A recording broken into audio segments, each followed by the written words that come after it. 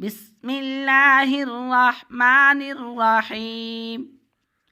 والشمس وضحاها والقمر إذا تلاها والنهار إذا جلاها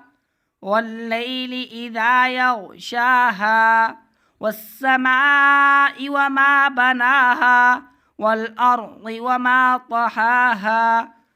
ونفس وما سواها فألهمها فجورها وتقواها قد أفلح من زكاها وقد خاب من دساها كذبت ثمود بطغواها